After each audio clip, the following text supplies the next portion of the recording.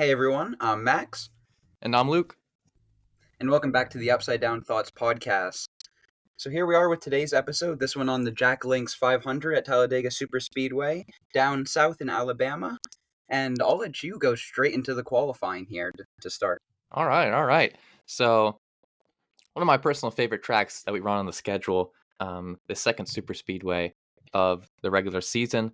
And on pole, Zane Smith, we had get the pole in the first round of qualifying, and then the top 10 drivers with the fastest time go into a final round for super speedways. And he would reclaim that pole again with a 52.5. Super fast lap for that front row motorsports Ford, who has been really picking up speed in these past few weeks. And Kyle Busch, known to have been kind of a super speedway merchant with the RCR team, and he would qualify up on the front row in second. Going back to Zane Smith, front row always seems to bring the speed at the super speedways.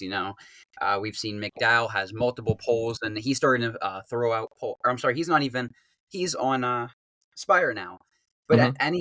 anyway, with front row, when Michael McDowell was with front row, he was extremely fast. He had his Daytona pole.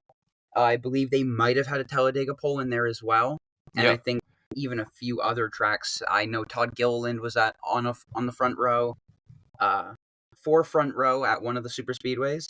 So that team has always had speed at the super speedways, and I don't know if that has something to do with the ECR engines or just the Ford complex overall. Ford always super fast at super speedways.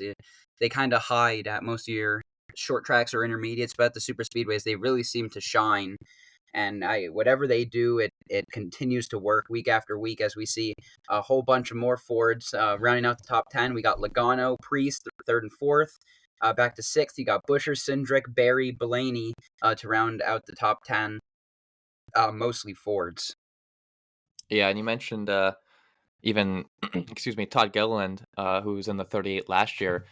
He had a pole at the Daytona Summer Race with McDowell right next to him. So a ton of speed out of the front row in the prior years at both super speedway tracks. But even the ECR engines, which RCR front row, I'm trying to think of other guys. Penske. Colleague, I think now switched. Yeah. So Penske uses them as well, I believe.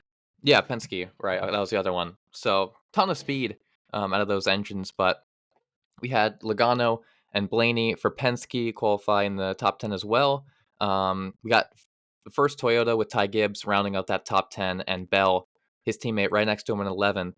And here's one I wanted to touch on with Cole Custer, who we have has been really lacking speed in all aspects in all tracks. So he would get his best qualifying effort of the season in 12th place. So maybe a bit of a swing in momentum this season, kicking in for that 41 team who is severely underdeveloped.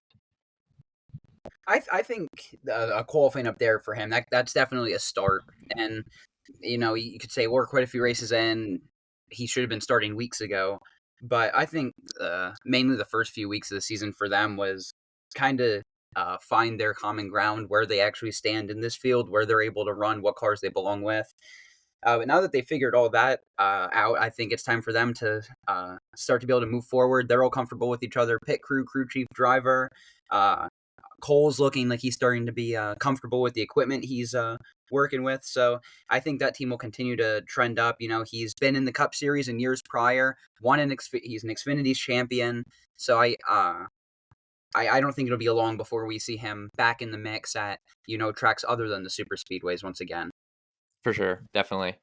Um, just rounding out the top 15, we'd see Hamlin and Briscoe rounding out the JGR guys in 13th and 17th.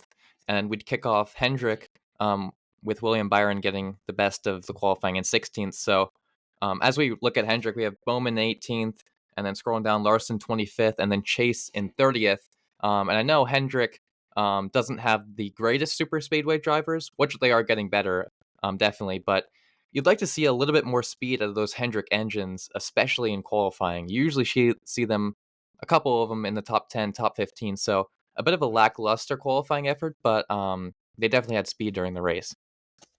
Definitely. And you mentioned speed during the race. This brings me to another point, which I mentioned this at the end of last week's podcast with the drivers that tend to qualify towards the back are your drivers that focus more on balance rather than speed. The cars that are going to drive better in the draft and that are going to be able to make more moves for the driver, which was a very similar idea to my pick, Ricky Stenhouse Jr., how he mostly always sets up his cars. I mentioned he would probably qualify in the back, and here I'm looking at it, seeing he started this race in 35th.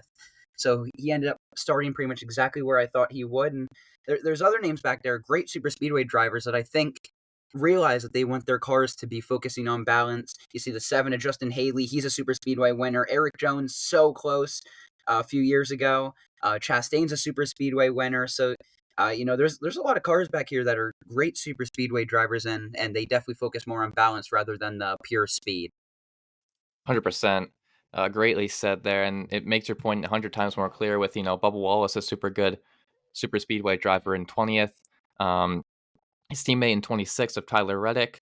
You see even Noah Gragson, who's picked it up in the super speedway package this year, in 27th. So, You can it's even kind look, of, and sorry, I don't mean to interrupt. You can even look, and you have 22nd, Brad Keselowski. He's a multi-time super speedway winner. Anthony Alfredo, he seems to be an Xfinity savant at the super speedways, and we'll end up seeing later today that he ended up leading a good chunk of laps. So it's these great super speedway drivers that mostly qualify in the back because they know how to work their way forward. yeah, for sure. And it's almost seems like this season, not even just in super speedways, that qualifying for some drivers, they could honestly, care less where they qualify, and they'd rather just figure out the balance and how their car drives, how tight or loose they want it at the track. They're like, okay, well, as long as we get a top 20 qualifying, they could really care less. And, they show the speed in the race. So um, we haven't really seen that in years prior where the guys are kind of just like, okay, I'm content with wherever I get in qualifying, just as long as we can control the car for the race. Yeah, and I think that could be a big part of just the drivers getting more comfortable with this car. Being able to say, hey, I can qualify in the back and still move forward as long as I'm comfortable with the equipment I'm driving. It might not have the raw speed, but it might run well all the way up and down a track, rather than just having the straightaway speed or whatever. So I definitely think that's a big part of just the drivers becoming more experienced with this Gen 7 car. For sure. But rounding off qualifying, Chastain in 32nd, who we mentioned a week after week, who doesn't qualify the best, but still performs during the race. So he won in Talladega in 2022. So hopefully you can see some speed out of him in the race. But Ricky Stenhouse Jr. in 35th, who won the fall race last year. He's a super speedway merchant, has been in multiple generations of cars. So look out for him during that race. And rounding out the last notable driver with Justin Haley in the Spire car in 37th. So not the best qualifying from Spire, but I will assure you, you will definitely see the speed in the race. So don't worry. For sure, for sure. Well, I think that wraps up qualifying there, unless you have any last points to cover, and I'll get right into the No, race. that is it. Well, moving on from qualifying takes us to Sunday afternoon, where Zane Smith led the field to green with Kyle Busch on his outside, and they will go firing down into turn one, gain close to almost 200 miles an hour here, and that third line will start to form immediately with Austin Dillon as they come back through the tri-oval just at the beginning of lap two. Yeah, and you mentioned that three wide or third lane open right away, and that is something that people don't really understand the difference between Daytona and Talladega. Well, your average fan might say, well, why don't they go 3-4 wide at Daytona? Well, guys, Daytona is so much more thin than Talladega is. Talladega, you can go 4 wide consistently. And at Daytona, 3 wide is a struggle a lot of the times with how thin it is. So that third lane is going to be there the entire day. And that third lane is going to be strong. It's honestly the lane that I kind of would want to be in if I was ever driving one of these cars, for how much you can side draft, how much speed you have against that wall. So a lot of drivers would quickly leave that middle lane and go right up to the top lane. Yeah, I'm glad you mentioned that right at the end of what you're saying, that the third lane always forms, it always is the top of the racetrack.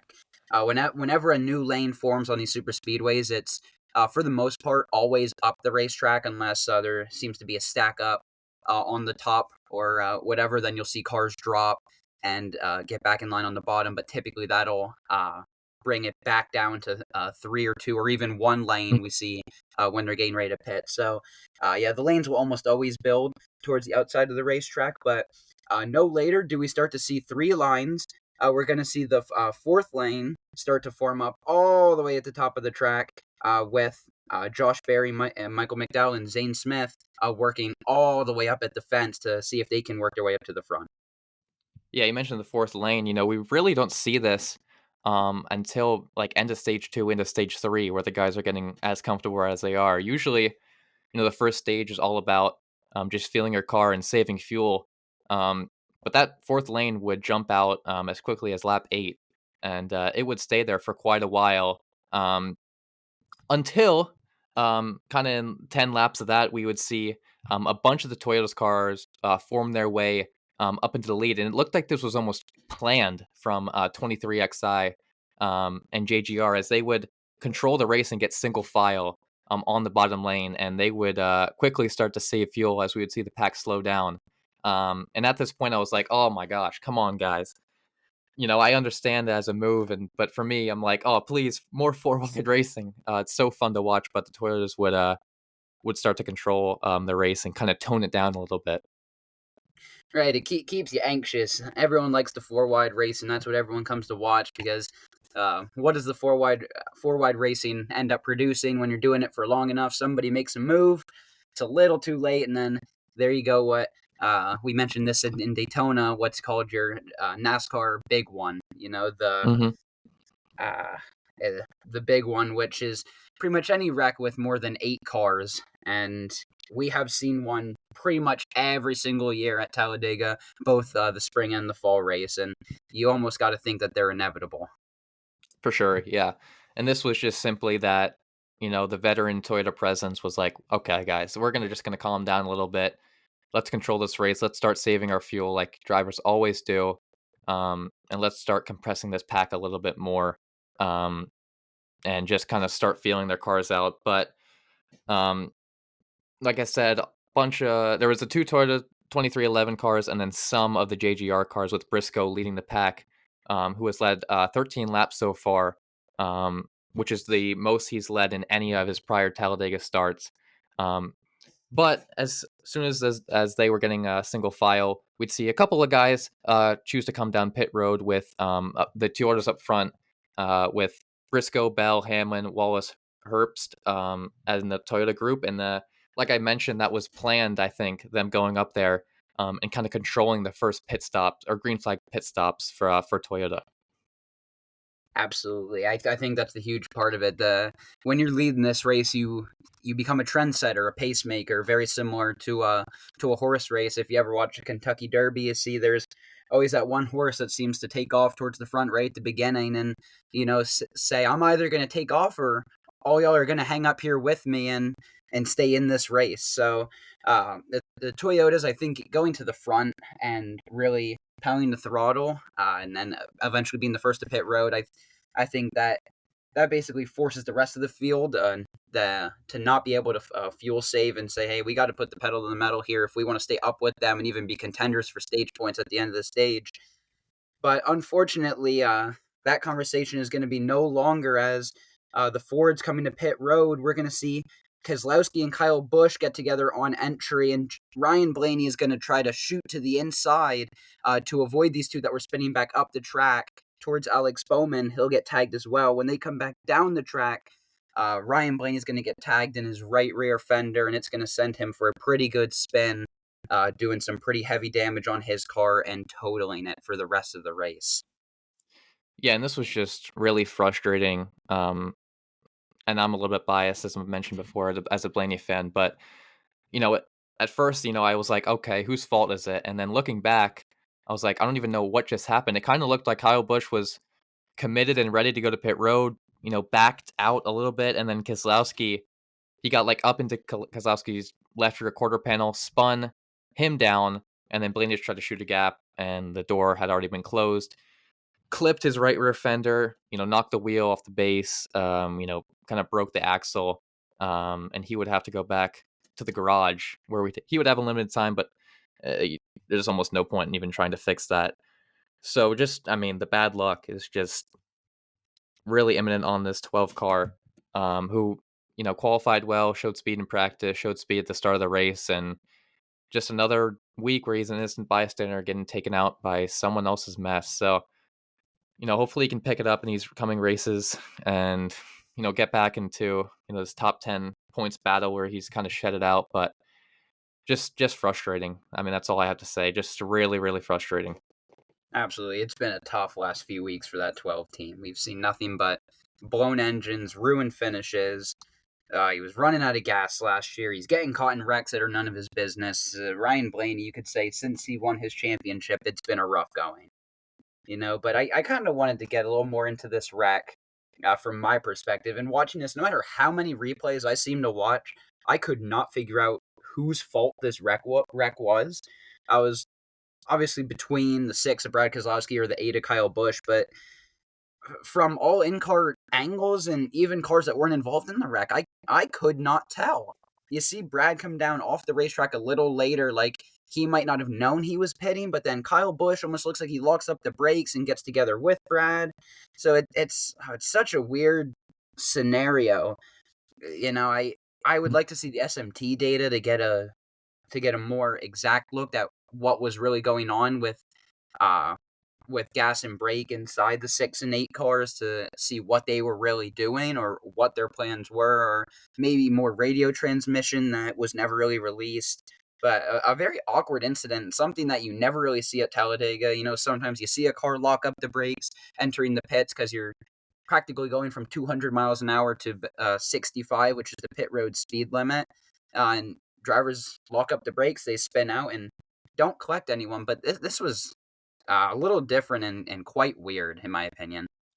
Yeah, and I love those points there. I'd love to see radio transmissions SMT because they were, I mean, almost too late to come down pit road, and it looked like you know Kyle checked up, and then Keselowski almost looked like he was trying to go in as well, even though they were, in my opinion, pretty past the point of no return, trying to go to pit road. You know, Kyle Busch has kind of been known to cut it super close with his pit stops and where if he's going to go in or not, and wait till the last second to see what everyone else is doing. And I don't like. I still, I kind of blamed it on Kyle Busch, but I seriously have no idea what even happened here. It kind of just looked like like they were freaking out and checked up and got into each other, and then kind of clipped Bowman, who we forgot to mention, um, and then just caused just a pretty a wreck that could have been avoided, is what I'm trying to say. But yeah, I don't even have anything else to say because I just don't even know what happened. I'm glad you mentioned Kyle Busch's past of how he's known for doing pit road fake outs, because I never really thought of that, and that could very well be part of the reason for this. Right. Maybe he wasn't even planning to pit. His teammate Austin Dillon does, but it's a very weird scenario. It could have been miscommunication too. That's another possibility. It's just something that you never typically see at Talladega, and I've said this. I think it's the third time I'm saying this now, but very strange. Yeah, and if anyone has any other insights about this wreck, maybe post in the comments of this podcast. We'd love to hear your thoughts on it, your feedback. If you have anything else to add to it, we'd love to hear it. Yeah, for sure. But moving on from there, we'll see the rest of the green, or what would have been the green flag cycle, basically go through, but under a yellow flag of caution instead. And we will get back to green. And no later do we get back to green, exiting turn 2, Christopher Bell off the front bumper of his teammate Denny Hamlin in the 11. He goes for a ride and collects the RFK. Ford number 17, Chris Buescher on the inside. And they both hit the inside wall pretty good. Christopher Bell getting the better of the two hits. Yeah, and I'm not gonna lie, guys. This was one of the hardest hits that I've seen in the next gen car for Christopher Bell. Um, and it's kind of funny in this kind of timeline we're reading off of and the notes we kind of have. It says it was a poor push from Hamlin, which it was. Um, and I'm not saying that Hamlin. I'm not saying that it was 100% Hamlin's fault. He definitely could have done a better job. But I get it with the urgency. With how many laps were left in the stage. But man, Bell smashed the inside wall. The entire front hood flipped up. Car was totaled. Um, and I cannot believe he walked away as quickly as he did. Got out of the car right away. So the safety of this next gen car is completely unmatched from any stock car, any racing vehicle. You look at F1, you look at IndyCar. It is number one by far, and I will argue that any day of the week. Yeah, and it is indefinitely improving week after week. Every week, at least in prior years, the last few years that we've had this car, we've seen cars go into the R&D center, and gain evaluated. We saw the Priest Larson hit at Talladega last year, which you know Priest's front end, his front fender was nearly in Larson's lap Hmm. in the driver's seat and getting hit in the passenger door. So that was just a crazy scenario there that I think improvements have been made there. And uh, we see Bowman getting a concussion at Texas a few years back. I believe that was in the first year of this car when everyone had so many questions, thought this car was so unsafe. And now I'm starting to think that this is one of the safer cars NASCAR has had in quite a while. Yeah, I mean, you'd expect maybe the wind to get knocked out of him from a head-on hit with the inside wall, but nothing. Yeah, he said he was completely fine over the radio. Got right out, went to the infield care center, came right out, and obviously frustrated, but he was completely fine. So super, super cool to see that. But really, really unfortunate for Chris Buescher. We haven't talked about yet. Just caught up.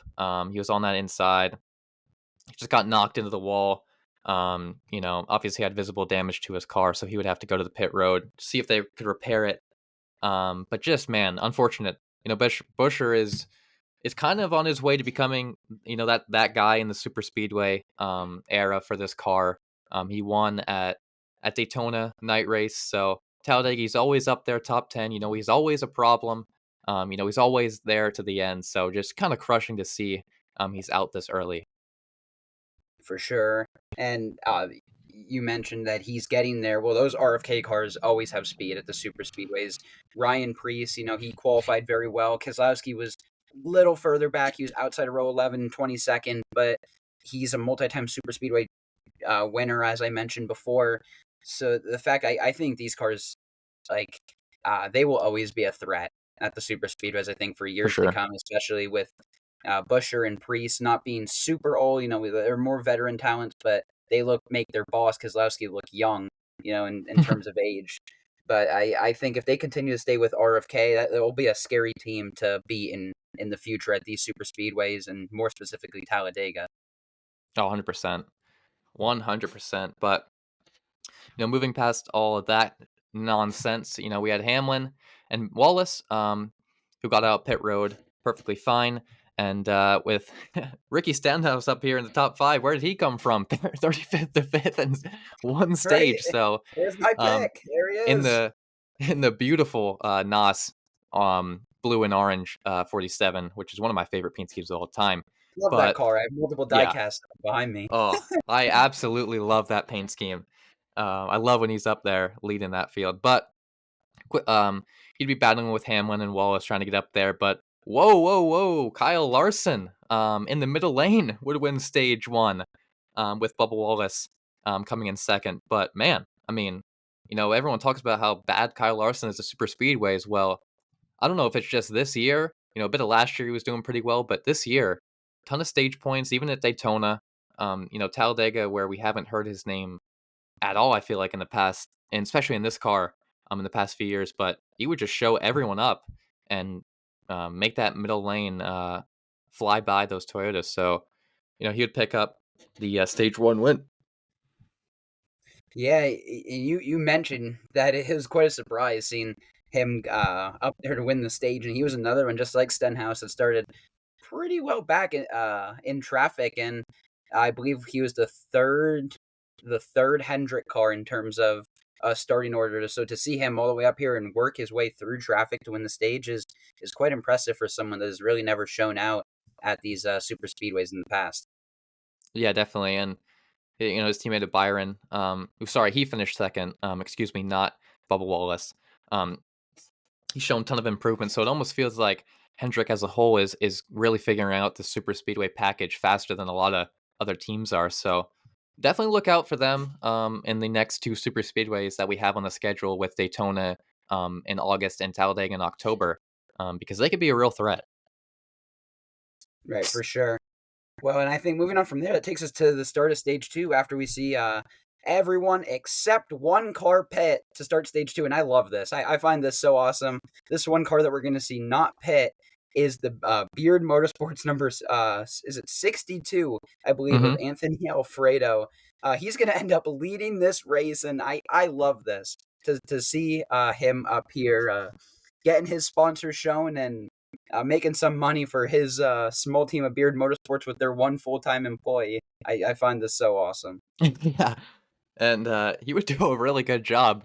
Um, as quickly as we start the race, we would see that third lane move, and he would be blocking all three lanes of the track, and I couldn't do anything but laugh and not to make fun of Alfredo, but it's just so cool. And to see him up there in that 62 car who only runs I think two or three racetracks, the super speedways, but it was so cool. Coming down and up the track, blocking all three lanes, like showing all the That's the confidence in the thing. You're going to world. see him work in the lanes, and there's not many drivers that have the nerve to do that. And the fact that he's doing this with, I believe, what's only a 1 star engine, maybe a 2 star with Hmm. the lack of races they run, but to see him doing this with this equipment is very cool.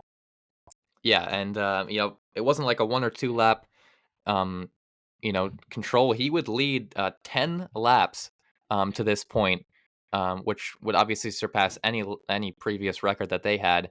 Um, so, but eventually we would see him have to pit as this green flag run went probably more longer than they expected. I think they expected a caution quickly. But just as Alfredo goes in, Kyle Busch pits very quickly due to vibration. And to me, it kind of looked like the wheel was really shaking on his in-car camera.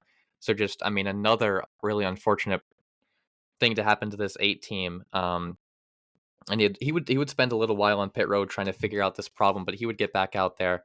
Obviously, a lap down, unfortunately. I think that's all a result. I think of the crash at the first green flag cycle with Blaney and Keselowski. And I don't think we mentioned earlier, but Blaney and Keselowski would both end up having damage that they would not be coming back Hmm. from. So to see Kyle Busch, get this many more laps under his belt here at Talladega without his car eventually being eliminated, I think it's a great job by him. But eventually, his day will come to an end just after the halfway mark on lap 99. But no later do we see Bush and Alfredo pit. That's going to allow the 99, the Trackhouse 99 of Daniel Suarez, to get to the front with the Haas Factory team. Yeah, Haas Factory team Noah Gregson to get up there with him as well. Yeah, and you mentioned Noah Gragson, and that's kind of a guy that I was really interested to see, how he would do in this race. Gragson in the You four car mentioned him taking earlier. over. Yeah, Gragson in the four car taking over for excuse me, Josh Berry, who went to the 21, and I had some high hopes for him this year. Obviously, he's on a decently underfunded team, but I've seen nothing but success in this race so far. He qualified, had a decent qualifying for that team, and he's up there. He's shown a ton of speed so far in this race. Yeah, for sure. But I did want to mention I think I mentioned the wrong team when saying this, but this is the new charter. I will forever get these confused. This is a front row charter now. The Haas Factory team is the 41 on Cole Custer. I would love to see what race we will finally get to by the time I get start getting all these charters correct. Again, it is just too much for my brain. The silly season that NASCAR has had the last 2 or 3 years, which the silly season being the off season when the drivers make all their changes and the charters Hmm. change teams. So like after seeing Tony Stewart leave and uh, the Stewart Haas Racing fold for the most part and leave them with just a 1 car team and uh, those cars that are disappearing from them and moving to other teams still getting me confused to this point in the season. Yeah, it's all good. But quickly, we'd see Logano and the Priest and the Ford to make their way um, into a single file formation as they would take over the lead of the race. And Carson Hocevar would bring himself into the mix, who we mentioned in qualifying, who didn't have the greatest qualifying effort as we've seen, but obviously expected with a bit of a engine, lower star engine. Um, but just as we see these guys leading in single file, like we mentioned earlier with Toyota, almost it's pretty much standard with when you're going to have a green flag pit stops, you kind of want to get in single file if you're leading. So a bunch of drivers would come in with Byron, Elliott, Larson, um, and Alex Bowman. So all the Hendrick guys would come in, all the Toyotas pretty much. But this is kind of where I want to see, I want to hear your comments on. But Shane Van Gisbergen almost spins out entering pit road and misses his pit stall. So I think this is completely normal. His first time in the Cup car at Talladega, he didn't know what to expect with pitting. It's one of the hardest uh, pit roads to enter. Still driving the right way, but he obviously would get a penalty for entering too fast, and he would drive through his pit stall. So just kind of unfortunate with the day that he's having. Yeah, I think this is just another thing that he'll learn. These are mistakes that he'll fix, and not that he'll completely cross out these doing this, because this is something that we see drivers that have been in the sport for years upon years continue to make. As we've seen Martin Truex Jr., Chase Briscoe do it in previous years. So it's not a super uncommon thing to see, as it's just drivers trying to get everything they can. Mhm. So I don't really have too many comments on that, but it's just another spot to learn, and another part of the learning curve for Shane Van Gisbergen in his first year in the Cup. Yeah, for sure. Um, then we'd see, the guys we said leading Logano, Priest, a bunch of the Fords that would come in with Barry and Cole Custer and Cindric. But then we'd see Suarez miss his pit stall. Same thing that happened with SVG. Just miscalculated it, and he would get penalized for entering too fast. So just unfortunate, as he was leading and having a strong day in the 99, and he needed a good finish today. So just really unfortunate, as he would have to come right back down pit road and serve that penalty. But then we'd see a bunch of Toyotas with Hocevar come in, who was leading with Stenhouse, and then Zane Smith, who we really haven't talked about too much ever since he was leading the race, but he would come down with those guys as well. Yeah, and leaving pit road there, this is going to be just a lap later after most of the Fords would pit. We're going to see John Hunter Nemechek spin on what looked to be a puddle of water leaving pit road, and this is not the first time we have seen this at Talladega in the Gen 7 car. We saw this, I believe it was last year with Corey LaJoie. Correct me if I'm wrong, but I think I so, think there yeah. was a car that we had seen this with in the past at Talladega. So I'm kind of curious to hear your thoughts. Is that just a result of the Gen 7 car, or is that just, the younger guys not thinking that hydroplaning on a flat surface NASCAR straightaway, that it would force them to spin out?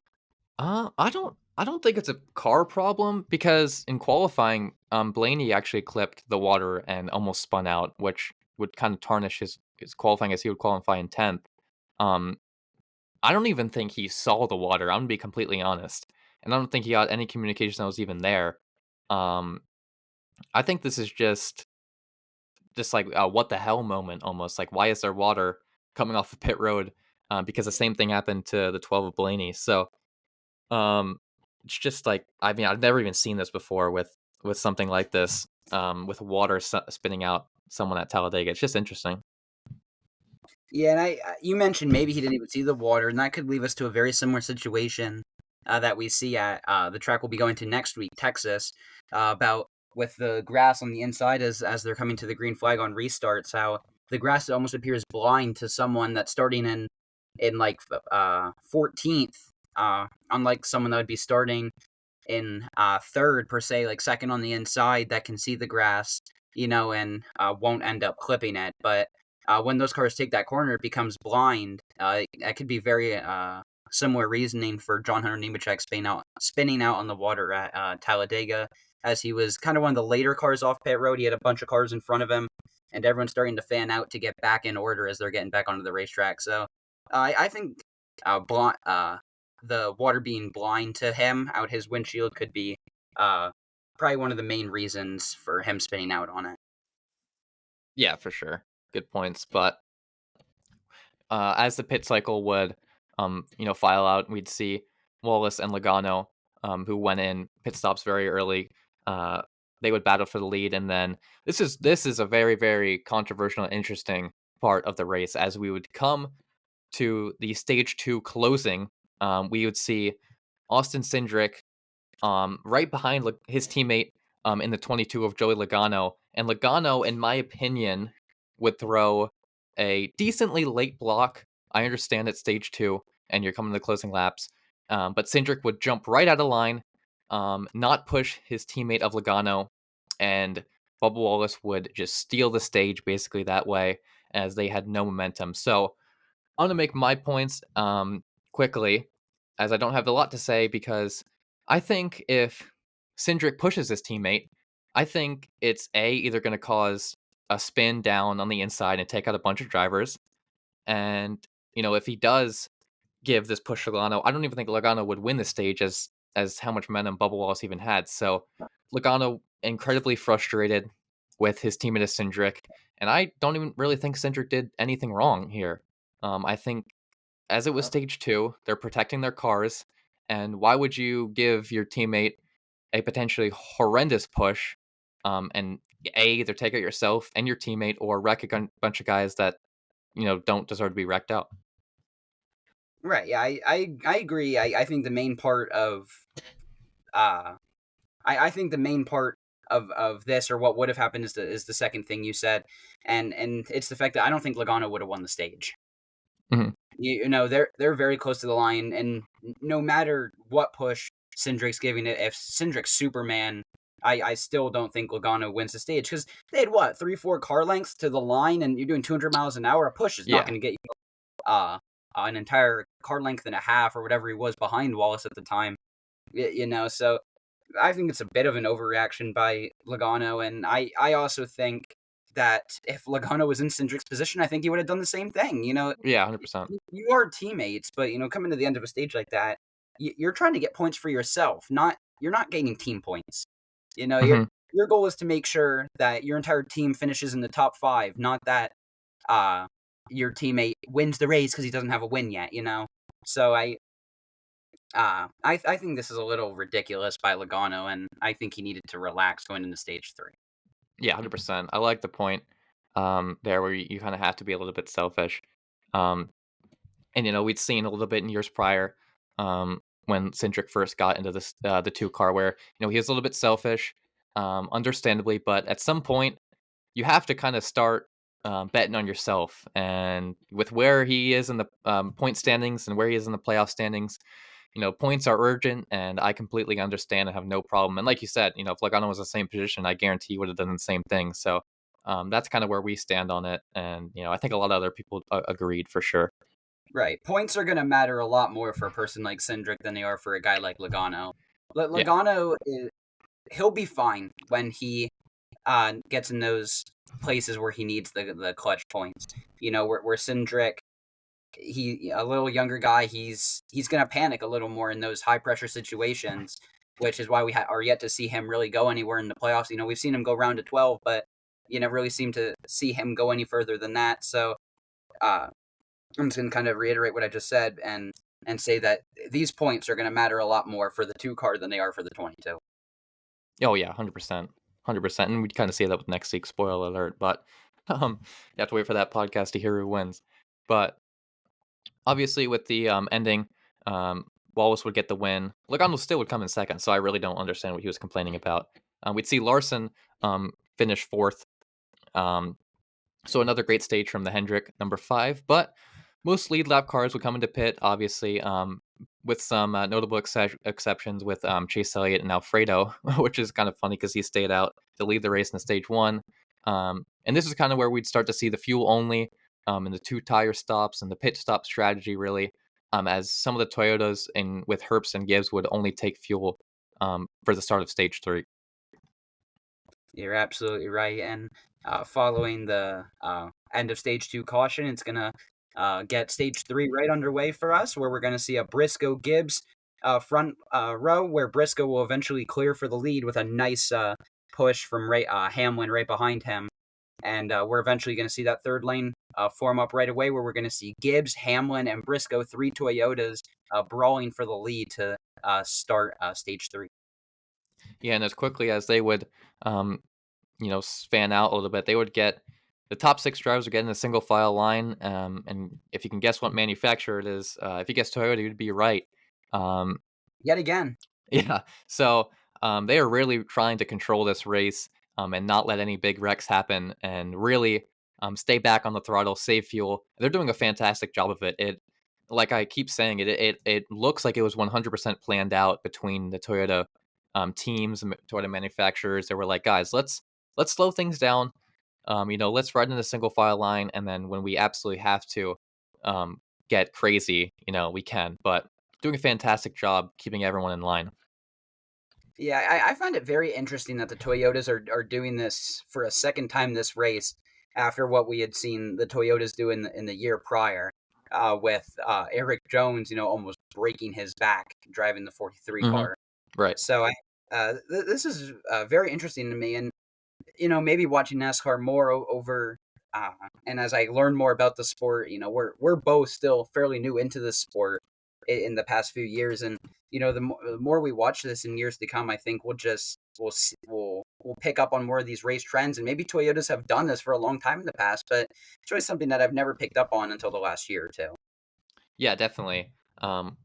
Even watching this race last year when they were really going single file, I was kind of just complaining, but I understand it now completely of why they're doing it, and it makes total sense. But Kyle Busch, who was involved on the Ryan Blaney accident with Keselowski, and then he had that steering problem and the vibration on lap 99.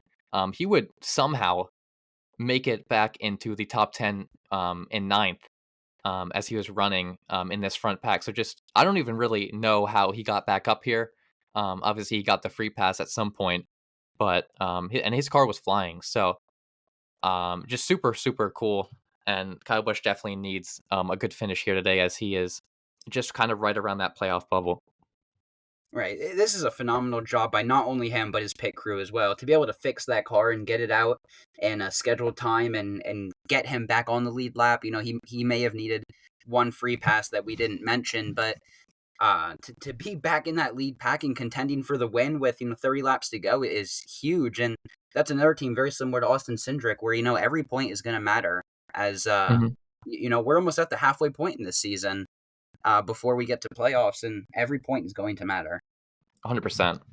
Very well said. But obviously, Logano would be up here battling with Herbst, and Logano and Zane Smith were really, really starting to work together pretty well. Logano was taking pushes really well from Zane Smith. Zane Smith was giving really, really consistent pushes.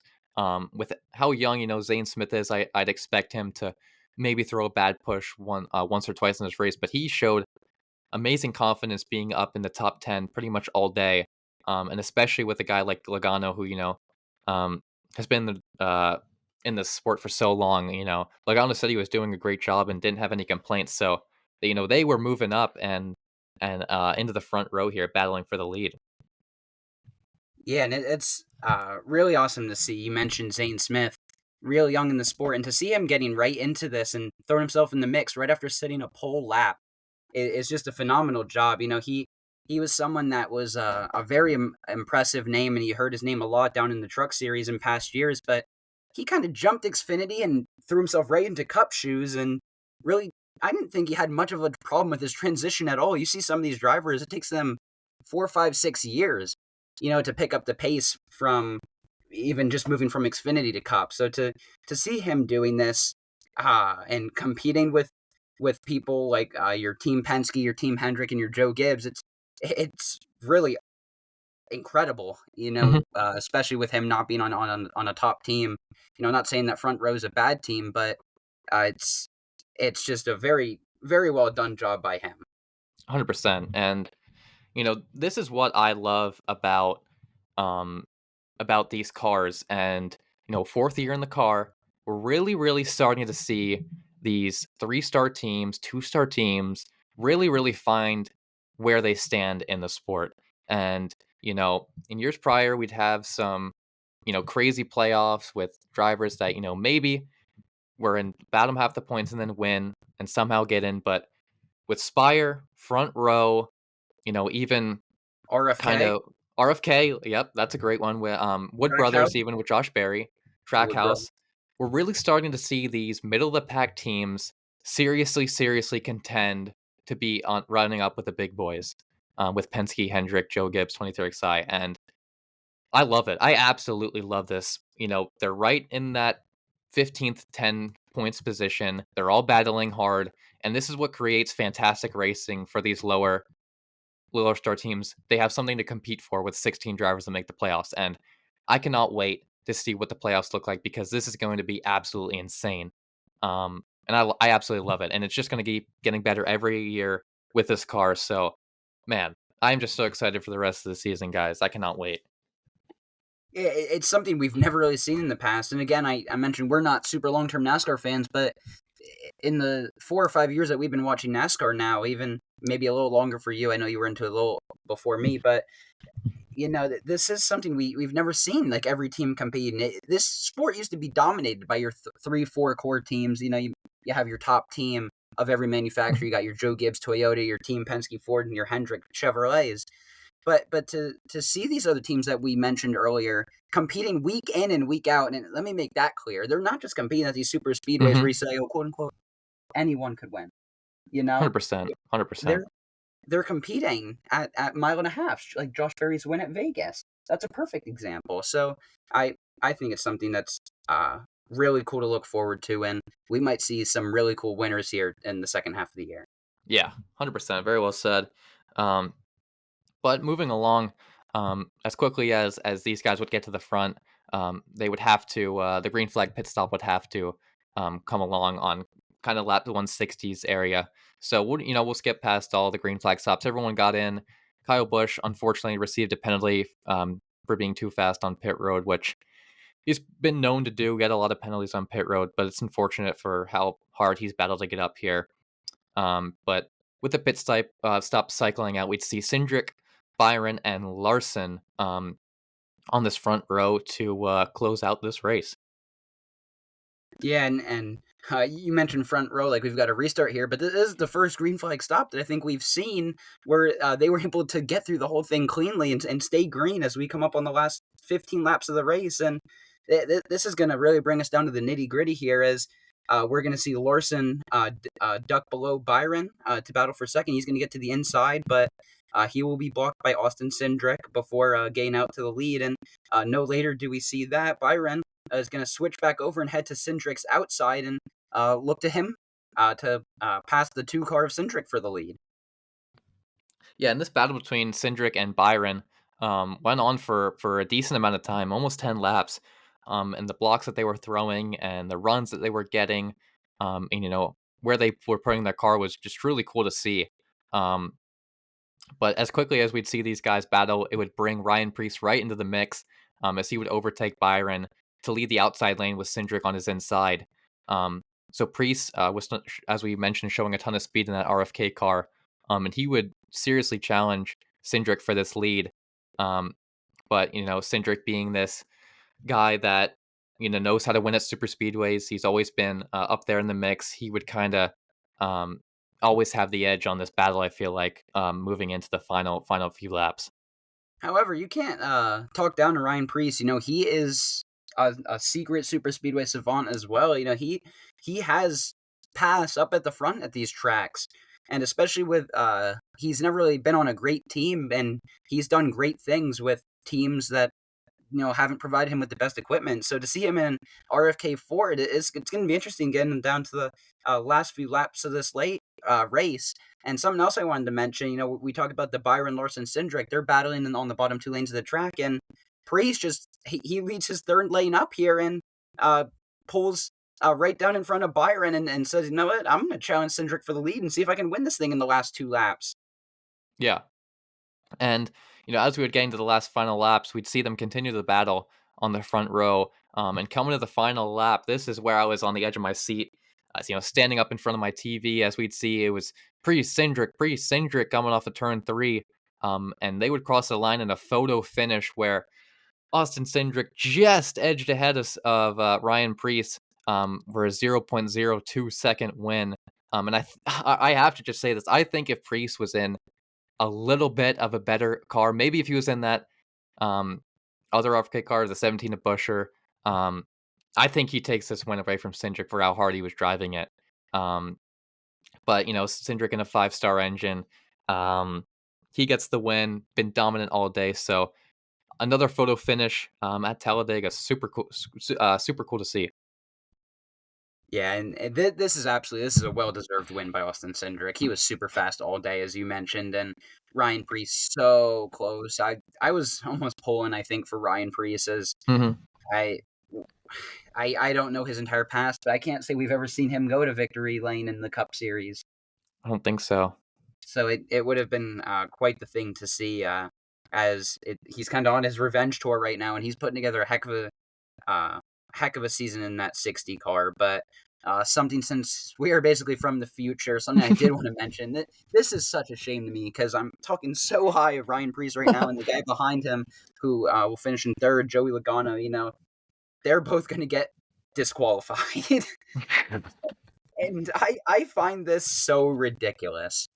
I at a super speedway, a disqualification for a little for just having, I believe it was a spoiler violation, as they were missing a tie down, each missing one tie down on their spoiler, and I Yep. really don't think it's going to make that much of a difference at tracks like Talladega, as 90% of your speed is based on momentum and pushers from behind you. So to see these two get disqualified, being all the way at the front, I see to be such a shame. And in my opinion, I think Ryan Preece deserved that second place finish. Well, maybe even a win at the end of the day, and it really sucks to see for him. Yeah, it does. And I kind of saw that. I was like, oh God. I mean, you just really feel for the guy who's, been working so hard to get to where he is. But yeah, if there's one guy that's going to come back from this, put his head down and go to work, it's going to be Ryan Preece. He's one of the hardest working guys in the Cup Series. So, I have no doubt that he's going to come back from this stronger. But just a little information on the race.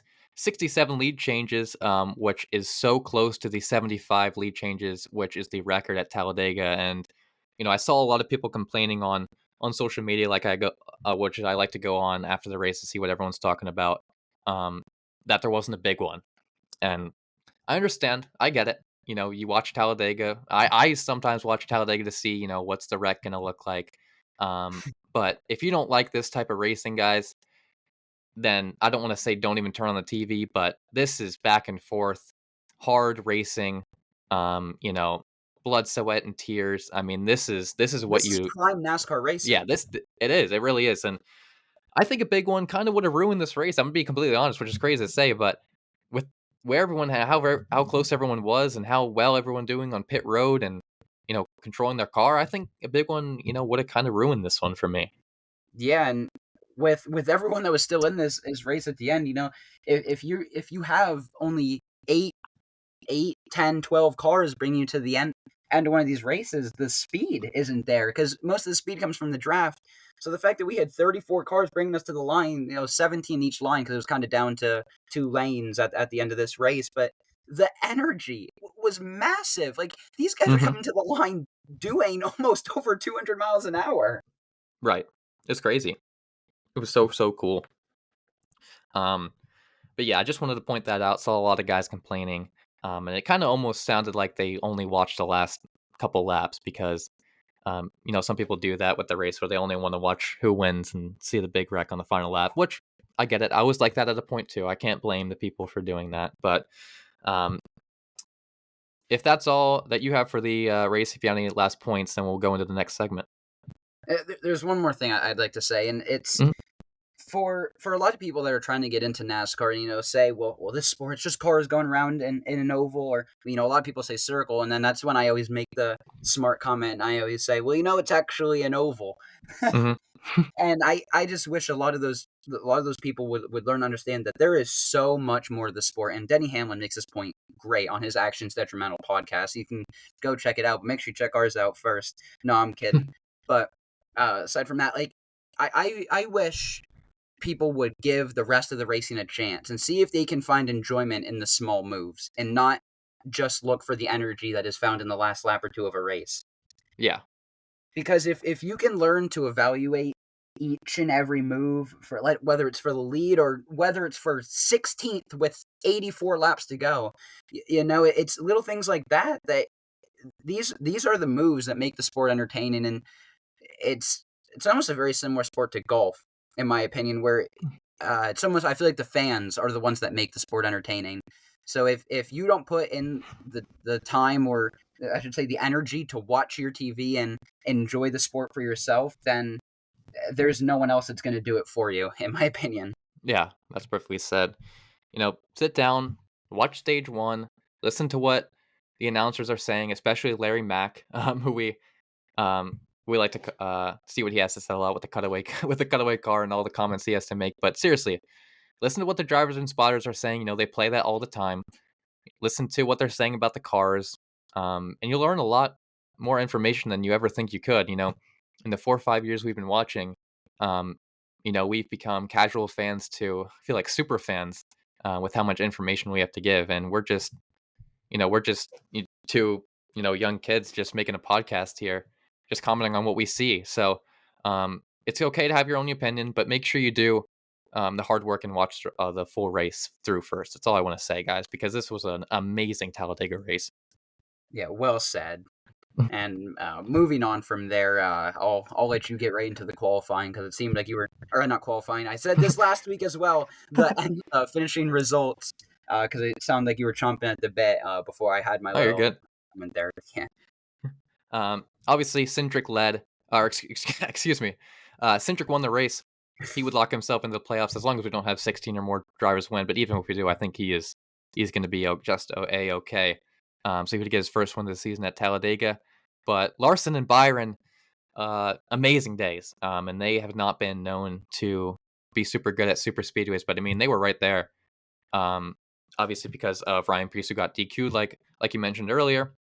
And then we'd see rounding out the top five, Gragson and Chase Elliott. And what a day for Gragson. I kind of said this in a text message to a couple people earlier. I was like, and I kind of bet that Noah Gragson was going to win this race, obviously, before Blaney. And I had no intention of him actually even running well at all. So his best finish of the day and his first top five finish in fourth. So super, super cool to see for that Haas factory team. for sure. And you mentioned lightly on Chase Elliott in fifth. He's the third Hendrick car, and this is only the rounding out of the top five. You would think we're running at Homestead with what this finishing order has looked like so far, besides maybe Gregson and Cindric. But Hendrick is going to be rounded out at seventh with Alex Bowman, who had another phenomenal day. But not before we skip over him. In sixth place, the 77 of Carson Hocevar, fast again and Hmm. almost find himself to victory lane at Talladega. Yeah, I feel like keep saying we're a broken record, but seriously, guys, um, and a lot of people don't even know who Carson Hocevar is. I feel like so. I'd recommend you check out his Twitch channel. It's really funny to watch sometimes. But he is starting to become one of my drivers that I look forward to see racing. I feel like at every track, short track, um, super speedway, intermediate, he's finding himself with these top 15, top 10, even top 5 finishes. So um, I think he's seriously going to be a problem in closing into the fall for the playoffs. I think he can definitely make it in. Yeah, I agree with you. Everything you said there, I think, is spot on, and he's going to be a threat come the colder weather and eventually the playoffs. For sure. But we'd see Alex Bowman rounding out the Hendrick guys who all got top 10 finishes. So super cool. Hendrick, amazing day. And I think one of their best efforts in a super speedway race with obviously these four drivers in this next gen car. So definitely improvements for Hendrick in the super speedway department.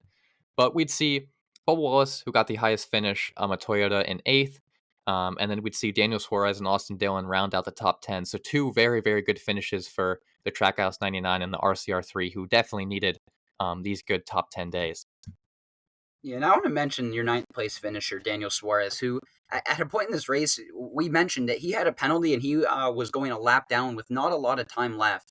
So to see him battle back and all the way up to a ninth place finish is phenomenal for him. And right behind him, we see Austin Dillon, who had a very strong day in the three car, and he's another one who is always seems to be strong at the super speedways, and really kind of gets undercut for how good he really is at these tracks.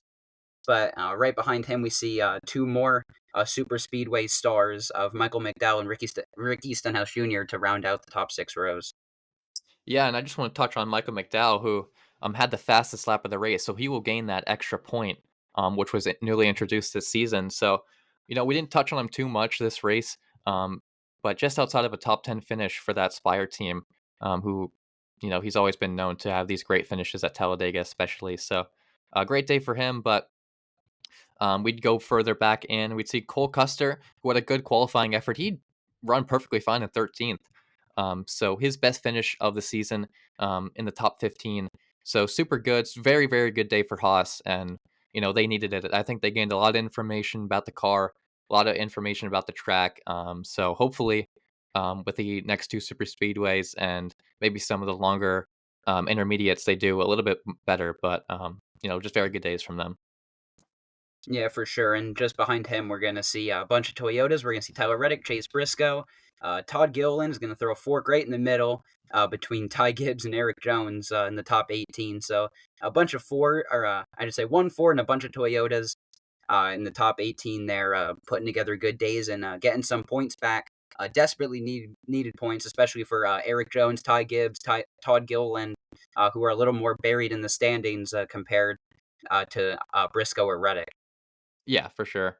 Um, but moving further down the lineup, we'd see Ty Dillon and AJ Allmendinger finishing 23rd and 24th for, colleagues. So, right around where they usually finish in these super speedways. So, decent days for them. Not good, not terrible.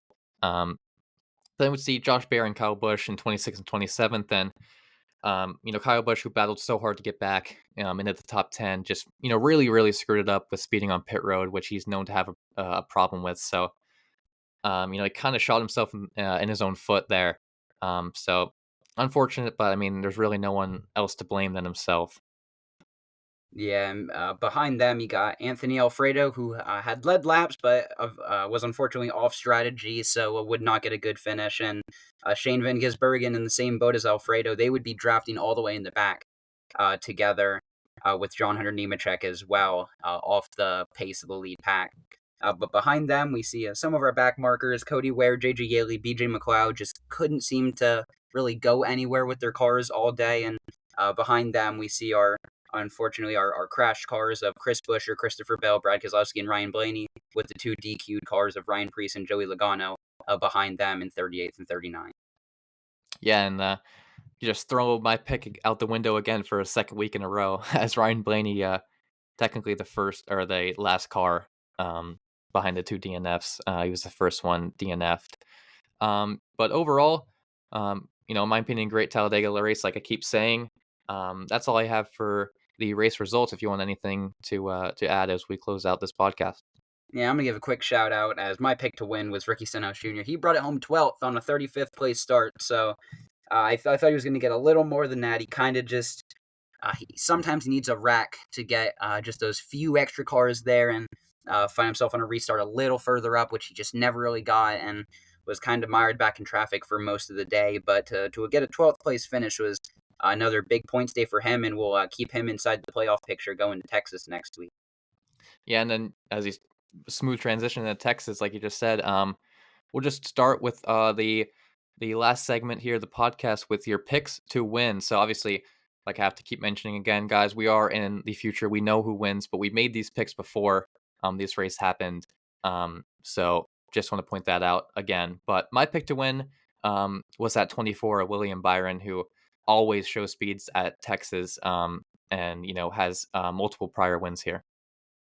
Yeah, and I'm going to go the complete other direction. I'm going to go with a driver that's actually been struggling. I'm going to go with the one car, Ross Chastain. He has been great at Texas in the past, especially in this next gen car. And I'm going to bring this up as well. One of his fastest cars that he has ever had in the Cup Series was at Texas in the All Star race in 2022, where he took Kyle Busch as a ramp and went quite airborne, almost flipping. But that car had extreme speed. And I think he will definitely be a contender to watch next week at Texas.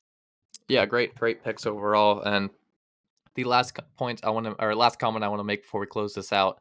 If you guys have any questions, comments, concerns about the podcast or about the race in general, make sure you comment below on the podcast that you listen to, and we will answer them for you. So if you have a comment about um, Talladega, or you want to add information about a wreck, or ask a question that we didn't go over enough in detail, just type in the comments on the podcast on the previous one that you listened to, and we will answer those in the next podcast for you. So get a little more interactive with our followers.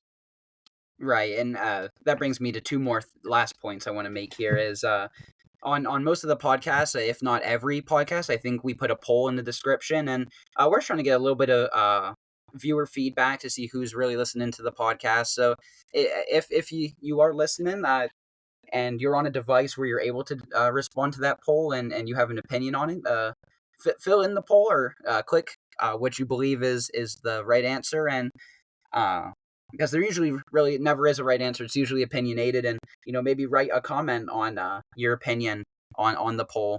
And something else I wanted to mention as writing a comment.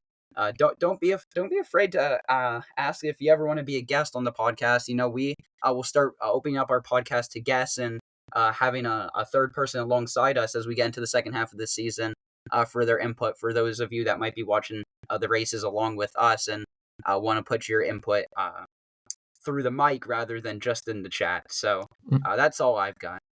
Yeah, great stuff. That's it for the Talladega Jack Links 500. I want to thank you guys always for tuning into us and listening. This was a great one of my favorite podcasts to do. I love Talladega so much. But that's it, and have a great day, everyone. Yep. See you, everyone.